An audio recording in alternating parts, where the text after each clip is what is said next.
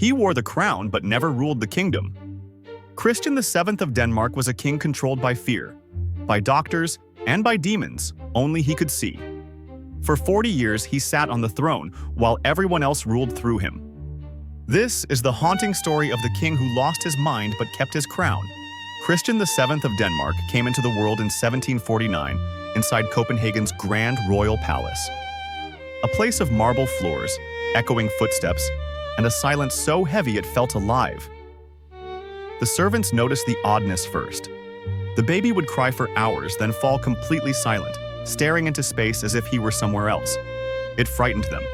They whispered that the child had the look of someone who already saw things others could not. When he was 2, tragedy struck. His mother, Queen Louise, died giving birth to another child. His father, King Frederick V, broke down and turned to alcohol to escape the pain.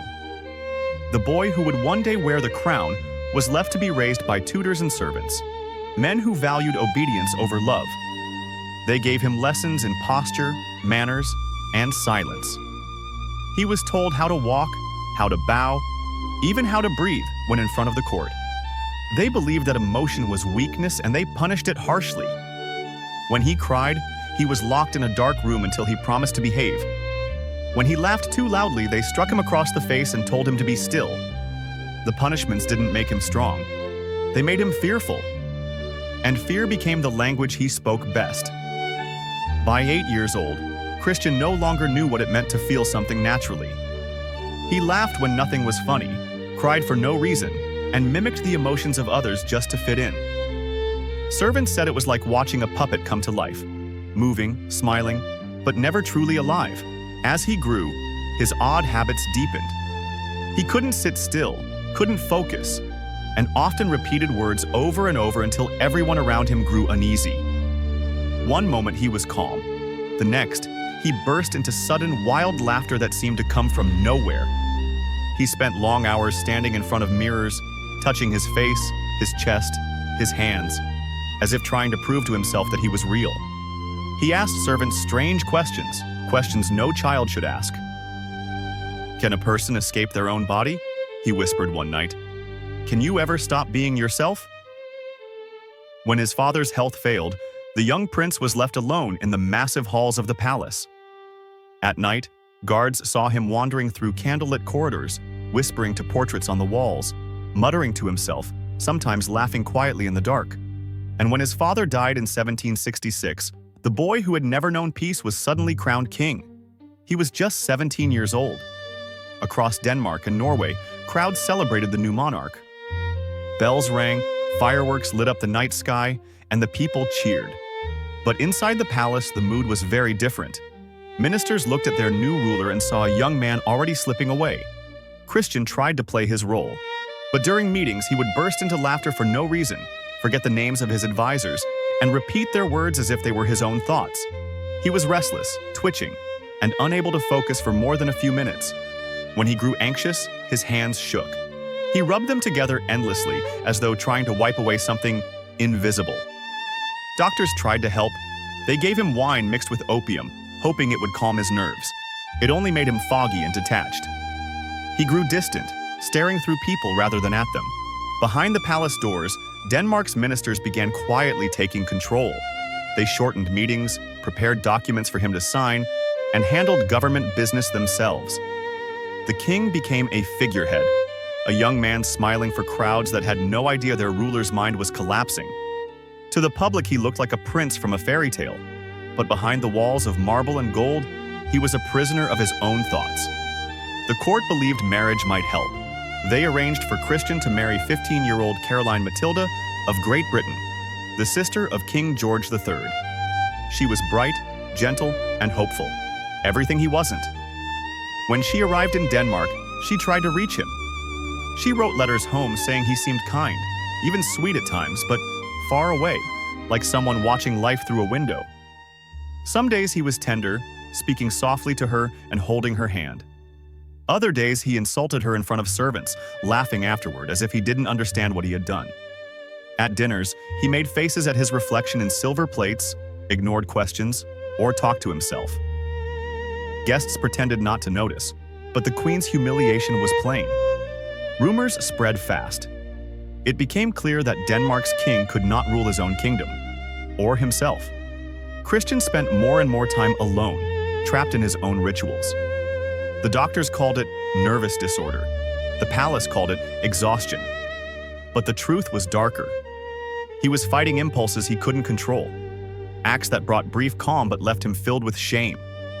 Servants covered for him, pretending everything was fine, but the walls were closing in. In 1768, the royal council decided that travel might help. Maybe if he saw the world, met new people, breathed new air, his mind would settle. So the king began a grand tour across Europe. He visited palaces, universities, and great cities. He met scholars, scientists, and doctors. But no matter where he went, the same problem followed. In Paris, he laughed out loud in the middle of a church sermon. In London, he clapped during a speech about sin. He spoke to strangers like old friends, then ignored them seconds later. By the time he returned home, everyone saw it. The king's condition was getting worse. He was slipping further into himself. Then came the man who would change everything, a German doctor named Johann Friedrich Struensee. He was calm, intelligent, and unlike anyone else at court. He saw what others had missed. Christian wasn't evil or foolish. He was sick, and he needed to be treated like a patient, not a monster. Struensee introduced routine, exercise, and conversation. He limited the opium that clouded the king's mind. For the first time in years, Christian began to improve. He slept regularly, ate simple meals, and started to speak with more clarity. Everyone noticed. The doctor's influence grew. Soon, Christian refused to meet anyone without him. He wouldn't eat, walk, or even dress without Struensee's approval. Every paper, every law, passed through the doctor's hands first. By 1770, Denmark was being ruled by the doctor through the king's body. And strangely, things got better. Struensee brought new ideas to the country: freedom of the press, education reform, better health systems. The nation began to modernize. But the nobles hated him. They saw him as a foreigner stealing power. Behind the polite smiles, they were plotting his fall. Meanwhile, Caroline Matilda finally found someone who understood her, the same man who had saved her husband. Struensee treated her with warmth and respect. Their friendship grew close, perhaps too close. In a palace filled with silence, the smallest whisper could start a fire. Soon, people were talking. The queen and the doctor, the king and his madness. At first, Christian didn't seem to care. He trusted them both completely. He lived in a strange calm, unaware of the world closing in around him. But the nobles were patient. They waited for the right moment. And it came one night in January 1772. Soldiers stormed the palace. Struensee was dragged from his bed and arrested. The queen was locked in her chamber.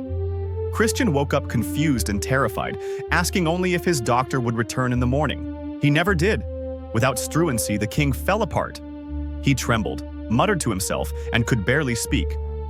Ministers placed documents in front of him, including the order that sentenced his only friend to death. He signed them all, unaware of what he was doing. Struensee was executed soon after. His reforms were erased. The nobles took back control. Caroline Matilda was sent into exile, far from Denmark, where she died alone at 23 years old. Christian never recovered. For the rest of his life, he was kept under watch. His days were quiet and empty. Short walks, simple meals, soft music. He rarely spoke. Sometimes he smiled at things no one else could see. Servants said he seemed gentle, almost childlike, as if time had stopped for him. He lived like that for more than 30 years. A king who could not rule, a man trapped in the silence of his own mind. When he died in 1808, the crown was still his by name, but not by power. His country had long been ruled by others. History would call him the Mad King of Denmark. But his story was not madness born from cruelty. It was the tragedy of a child broken by fear, misunderstood by everyone around him, and crushed by a world that valued image over compassion. He was a boy forced into perfection before he ever learned to be human. A king who ruled nothing, not his kingdom, not his mind, not even himself.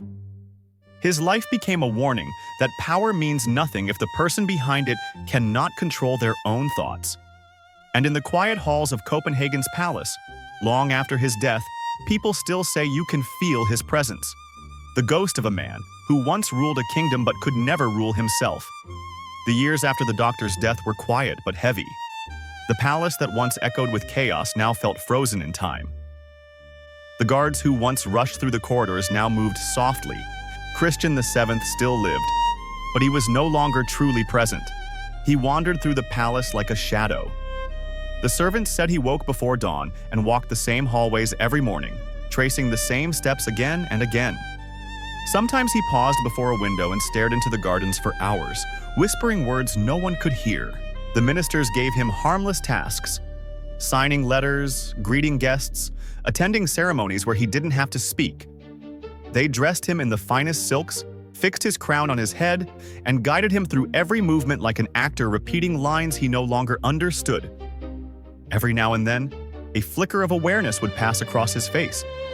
He would ask for Caroline, or for the doctor. Then he would fall silent again, his eyes empty, as though the memories themselves were too heavy to carry. By the early 1780s, his son, Crown Prince Frederick, had begun to act as regent, ruling in his father's name but making his own decisions. The people accepted it. They had grown used to the truth that Denmark had a king who could not rule. Outside the palace walls, the world changed. The American Revolution, the French Revolution. Europe was catching fire with new ideas of freedom and equality. Denmark watched from a distance, quiet under its polite monarchy. And through it all, Christian VII remained inside his golden cage, growing older, thinner, smaller, but somehow still alive. Visitors who saw him late in life described him as pale and calm, almost gentle. His hands still trembled, but his eyes were soft, curious, even kind. Some said that in his old age he looked peaceful, as though the endless battle inside his head had finally burned itself out. But the truth is, his peace was emptiness. He had forgotten too much to be tormented by it. The boy who once screamed in the dark, the young king who laughed at invisible thoughts, the husband who lost his queen, all of them had faded into someone else's memory. When storms passed over Copenhagen, the thunder always made him restless. He paced his room, whispering to ghosts of the past. And when the rain stopped, he sat by the window again, staring into the gray sky as if waiting for someone to return. He became both a ghost of his past and a prisoner of his present. Denmark moved on without him. New ministers rose, trade expanded, and the world forgot that behind those stone walls, a man still wore the crown but could not lift it. In 1808, after decades of quiet decline, Christian VII died in his chamber. No grand farewell, no ceremony, just silence. He had reigned 42 years, yet ruled almost none of them. His death was not tragic by war, but by absence, a man long gone before his body gave out. When the news spread, bells rang, papers printed his title with dignity, and the people mourned politely. But few truly wept. They had lived without his voice too long to know what they were losing. History, however, did not forget him. Doctors later wrote that he likely suffered from severe mental illness, maybe schizophrenia, maybe something we still don't understand. But in his time, there was no name for it, only fear and silence. His story was not pure madness, it was misunderstanding, cruelty disguised as discipline, isolation turning a crown into a cage. He was a boy punished for being different, a man mocked for what he could not control, a king remembered only for the illness that ruled him. His mind, the very thing that made him human, became the prison he could never escape. And yet beneath the shame, he simply wanted to be loved, to understand himself, to find peace. If his life teaches anything, it's that even the most powerful can be powerless against their own thoughts. The palace where he once wandered still stands in Copenhagen. Christian VII ruled for more than 40 years, but the real ruler of his life was the storm inside his own head. After his death, his son Frederick VI quietly repaired what had been broken. He ruled with patience and peace, forever marked by the pain he had witnessed as a child. To Denmark, his father's reign became a wound, covered, never healed, softened in the record books, but never forgotten. And yet there was a strange mercy in Christian's story. He was spared the violent fate of other mad kings, protected, sheltered, allowed to simply exist. In a time when madness meant death, he was allowed to survive. Maybe that's why in portraits painted after his death, artists softened his face and erased the pain from his eyes, as if Denmark itself wanted to forgive him. And perhaps that is how he should be remembered. Not as a mad king, but as a broken soul born into power he never wanted. A boy crushed by duty. A man who longed for peace. And a king who showed that the mind can be both a kingdom and a cage. When the lights go out in the royal halls and silence fills the corridors once more, perhaps his spirit still walks there, not as a ruler or a madman, but simply as what he always was, a human being, finally at rest.